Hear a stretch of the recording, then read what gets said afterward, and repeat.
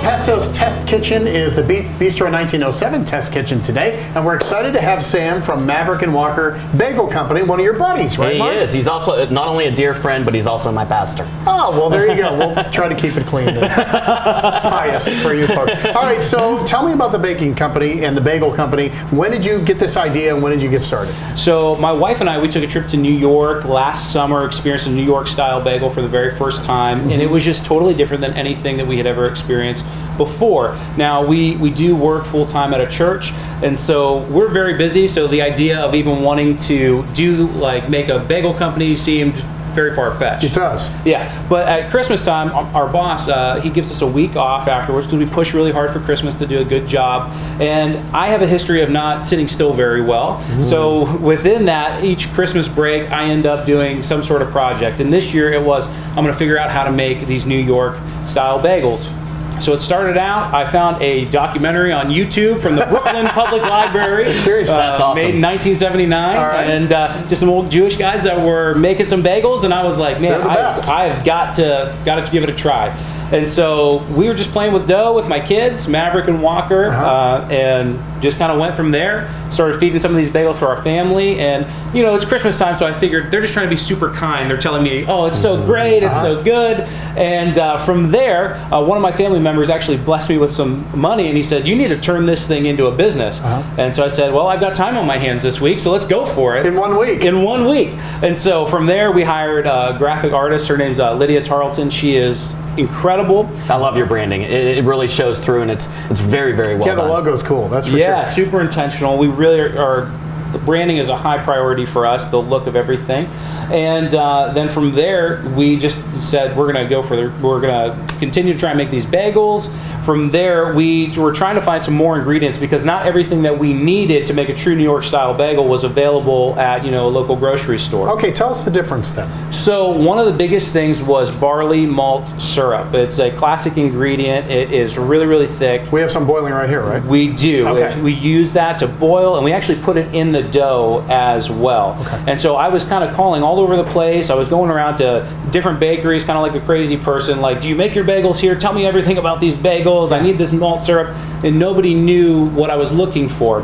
And except for one guy, and a good friend of mine, his name's Mike Landgraf, and he actually blessed me with some free barley malt syrup and hooked me up. Got me owner of the bread chef. Super nice, super nice great people. family. Great guy. Did you know all this about bagels? I knew the difference between bagels and what is commonly out on the market. Bagels, it's a step of love you have to do. We're going to take the bagels. Sammy's going to show you the procedure, but after you raise them, you actually dip them into boiling water, and what that achieves is it gives you texture. It gives you that chew, which is only in that kind of style of bagel, because the other bagels are mostly raised, put in the oven, and sold to the consumer. So that extra step gives it that chew, kind of like when you go to New York City and you get a great slice of pizza and you got that chew on the crust. Same idea. Do you want to roll a couple for us, Sam? Absolutely. So what we're going to do, I just kind of making it into a log, and I try to make sure that it's as even as possible. And then from there, to get that shape, I'm going to wrap around 3 of my fingers instead of all 4 because I got big hands. And then, the curse. The curse. And then from there, I'm just kind of rolling out just to get that seam. I do a little bit of a twist, and that's pretty much it. That's it. That's it. That gives the shape. But this is a 2-day process instead of just 15, 20 minutes, right? Yeah. So what we do is we usually will spend a night where we're just making dough and we're just shaping it. And at a time, we'll go and do we'll shape anywhere from about 800 to 1,000 bagels in an evening. Normally, a normal batch will be we'll get 35 bagels out of it to fill up one of these boards. We do them about 9 minutes at a time. You have a bunch of different flavors. How many different flavors? And tell me some of the flavors you've got. So right now we have 7 different flavors. We've got our cheddar garlic, which is a great balance of garlic, cheddar on top of it, really thick. And then we also have our sassy cheddar garlic, which just has the same thing, but it has a little bit of jalapenos chopped up in it. That'd make a great club sandwich, man. Oh, it's so good. Great on a burger too. And then we have our sesame seed, just classic. We have everything, which is just kind of this hodgepodge of all these different seasonings. We've got lemon blueberry for the summer. Then we've got blueberry cinnamon. We figured we love cinnamon, we love blueberry. Let's put them together. It should be a good match, right? What's the highest seller? What's the one people like to mention the most? Right. So right now it's our lemon blueberry and cheddar garlic. Those are on the right hand side there as we look at Now, those. where do you set up shop? Right now we have sort of every single week we're at Halland Farmers Market. Okay, that's great. Such a nice area. It's beautiful. We love Halland. We're there from 9 to 1 every Saturday. And we kind of been taking on a lot of different pop-up shops kind of all over Youngstown too. We really want to be here as well, so we're kind of everywhere. Your malt syrup is boiling. Yes, sir. Should we put a couple in? Let's Is that go what we for do? it. Is that the next step? That would be the next step. So Okay. we'll go from there, and then we just kind of drop them in. Just plop them in. And typically, we could do like up to 8 at a time. Well, we're going to work on that. We're going to try to get you a bigger, bigger stove pot. up here so you have a bigger pot. Yeah, our a little dream- bit like Jaws. You're going to need a bigger boat. Yeah, So. exactly. How long do they sit in there? Or how do you know when they're done? Do they float? So typically, So typically, when they are fully proofed, they will float right up to the top. So if they're underproofed at all, they'll pretty much sink to the bottom. We leave these in for anywhere from 1 to 2 minutes. And what you're looking for is you almost want like a skin type consistency around the bagel itself. And so we're just always kind of twisting them around and just getting them to be completely covered in that malt, because what the malt does as well is it helps us that when we're going to go and we're going to seed them, we're going to actually put the different seasonings on. That malt actually helps it stick to. So it acts as the glue. It does. That's exactly That's awesome. right. Okay. How about I stir it? Yeah. And Mark, you can tell people that some of these are on the menu, right? Some of these are, yeah. Go grab some out of the oven for us, everything Sam. is on the menu. We serve that with our salmon bagel lox in the mornings and at night. As a matter of fact, you can get it. We're open 18 hours a day, so you can get that. And we serve that with a herb chive cream cheese, and then you get a little bit of to put a French twist on it. We have a nice frisee salad with an apple cider and mustard vinaigrette. So all those combination of creamy, salty, savory from the salmon, and plus all the different flavors, the garlic, the sesame, and onion on the bagel just really combines well and makes a great. It's one of our most popular breakfast items, So especially Sam, Sunday brunch. Once you get them out of here, do they go right into the oven after that, or how does it work? Yeah, so what we'll do is we'll load them up on a tray. We'll get them seated, and then we'll get them in the oven. We'll start cooking. All right, man. Well, we're going to have them cook, and then when we come back, we're going to do some sandwiches, right? We're going to do some sandwiches. We're going to show what you can do with bagels. Just because you had a bagel and it was sitting in your bread box and they kind of went a little bit stale, doesn't mean you have to throw them away, Mike. So we can turn those bagels into bagel chips and have some fun with them, and that's what we're going to show when we come back. All right, we'll be back. The Maverick and Walker Baking Company. Do you have a website or anything like that we can promote? Yeah, iwantbagels.com. All right, I love it. That makes it easy. And we'll make some sandwiches in the next half hour.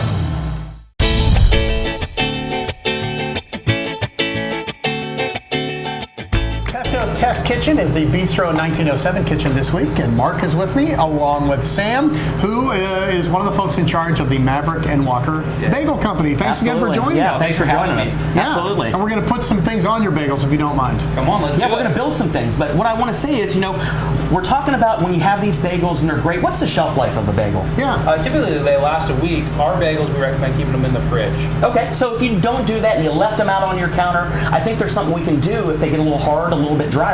We can take those and cut those down into bagel, like little rounds, little chips. And what we're going to do is we're just going to drizzle those with a little bit of extra virgin olive oil. You can use canola oil, you can use grapeseed, whatever your dietary needs are. And we just want to drizzle that a little bit.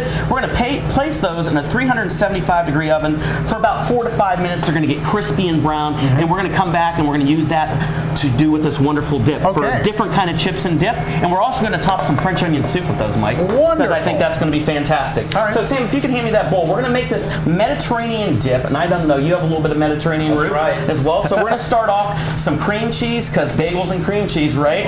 One of the best classic things you can have. Cream cheese. I love cream cheese. Get a good cream cheese. You should leave it out at room temperature a little bit for maybe about an hour so it's easy to work with. Good idea. We're going to add some roasted artichokes that I roasted previously in the oven. We're going to add some scallions. God, I love feta cheese. How about you, man? We're going to add some feta cheese, a little bit salty, a little bit pungent, that creaminess of the cheese. We're going to add that in there. Some baby sweet red peppers, which I love because the sweetness, the savoriness of it, it really goes well. Some Kalamata olives. You got to have the, I know, man, they're so good. So briny and flavorful. Roasted garlic for all those garlic lovers out there. I like a little spice, so I'm gonna add a little bit of Fresno. You want to heat it up a lot? Yeah. Well, let's kick it up, man. For your kids, you might want to cut back on that if you don't want to do it at home. Or any human. A little bit of salt, a little pepper, and we're just gonna combine this all together.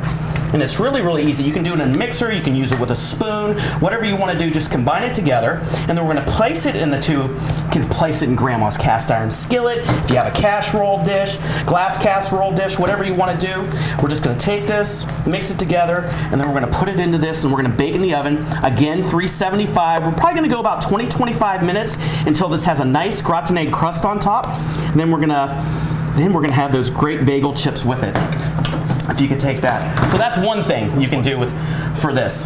Next thing we're going to do is we're going to build a sandwich, because I think your platform of your bagels with that chew really makes for a great sandwich. So we took the everything bagel, cut them in half, and do you like a Cuban sandwich? I do. Where'd you have your first Cuban sandwich? It wasn't Cuba. It wasn't Cuba. And it wasn't. I don't remember. It's been a long time. It's been a long time, but they are I great. do like it. So we're going to take some great mustard that we make in-house. You could use your favorite. Classically, it comes with Dijon and dill pickles, but we kind of do things a little different at Bistro and in my family. So we're just going to put that down. They crank it up a little bit, don't they? We do. We're going to take bread and butter pickles, because I like that sweetness of the bread. I love the bread and butter pickles. I always have since I was a kid. So we're going to put those down. We have our Applejack brine turkey breast. Put down some turkey breast, and it's been smoked, so it has that great smoked flavor. Now we're going to add some of that beautiful pork that you have to have. I was wondering what that was. And this is, again, we smoked this in-house outside with our smoker. Then, of course, you have to have Swiss cheese. Put on some Swiss cheese. Do you like a lot of Swiss, Michael? I like all cheeses. You like all cheeses? Yes. Any cheese you don't like? Because we know there's a list. I know there's a list. So far, I like all cheeses. All right, that's even I'll tell brie. you if that changes. All right, I enjoy a brie. So we're gonna put these in our panini press. Come back for that. If you could hand me those French onion soups, and Michael, if you could hand me those bagel chips. Yep. Let's get that out of the way. So we have this beautiful French onion soup. It's one of our #1 sellers. We have 48-hour beef bone broth. We're going to take some of these bagel chips, put them right on top. Instead of using French bread, use these bagel chips. What a great use for these, and the flavor profile is phenomenal. So we're going to take a little bit, I like a little bit of Parmesan and Gruyere mixed. And those, Parmesan is the grandfather of all cheeses. And we're going to place some more Swiss cheese on these crocs. A grandfather that yells at you for no, just for not hitting correctly at the baseball game? There's some Budweiser's the king of beers. This is the king of cheeses. So we're going to take. You want some more? Okay, we'll put some more. I did it underneath. Oh, okay. So we have a double cheese. We have a double tap of cheese. We're going to bake these in the oven again, 375 for about 8 minutes until it's nice and bubbly and hot. We're going to come back. We're going to talk more about bagels. We're going to show you how these bagels are eaten, and we're going to try some. Oh, we'll show you how they're eaten. I promise. All right, everybody. We'll be right back.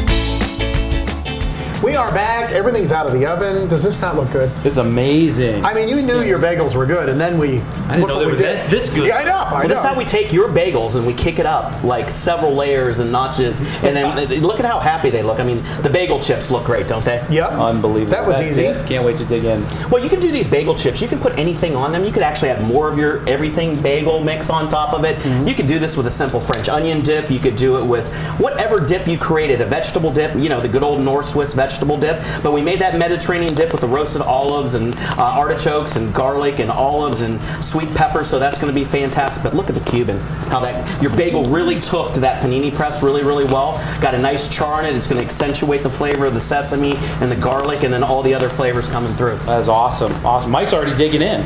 Yeah, I didn't want to wait. And then, of course, French onion soup. I think this is a Mike Case favorite. Oh, it's so good, and you can only get it when you go to a nice restaurant. You know really what I mean? can, because you know what?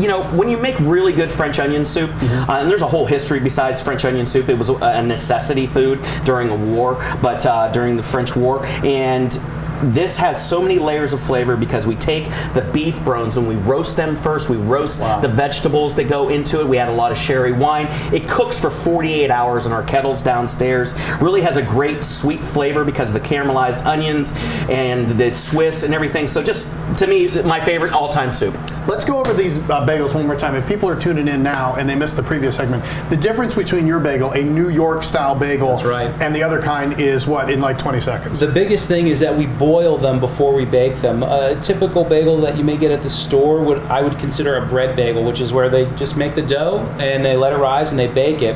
Because we boil it first, it gives it an amazing chew. So it's chewy on the inside when you get it. Oh, yeah. Where can people get these? We can do it at Howland Farmers Market. We're there every week, or at iwantbagels.com. Yeah, what do you do when the farmers market ends? It ends in the fall, probably. I know. Well, we're figuring that out. You can also do it at Nova Coffee in downtown Warren. Actually, sells our bagels as well. Awesome. Seven different flavors. If you haven't tried it, please try it. iwantbagels.com. Well, I'm getting down on some of this dip, man. I want to check this out and see how it tastes. You want me to cut one in half? The crunch of these bagels. For it. I can't wait. All right. Phenomenal. And I got it. Boy, that is a crispy bagel, isn't it? Goodness. That's a crispy bagel, man. There you go. You got it? Yes, sir. All right, I'll eat the other half. We'll do this together. Okay. All right. 1, 2, 3. Delightful. Is that great? Got all those great flavors. Immediately the mustard. Plus all the flavors, that roasted garlic you put on top of your bagel and the sesame seeds, that all comes through in the flavor profiles. We take a lot of pride in the 2 meats that we put on there, but none of this could happen without that great bagel, man. Oh my goodness, thanks so much. Yep, and if you're tailgating, football's going to start pretty soon. This dip is going to be your go-to. It's going to be killer for football. Thank you, Mark. Thank you, Sam. All right, man. Good job. On the road with the test kitchen again.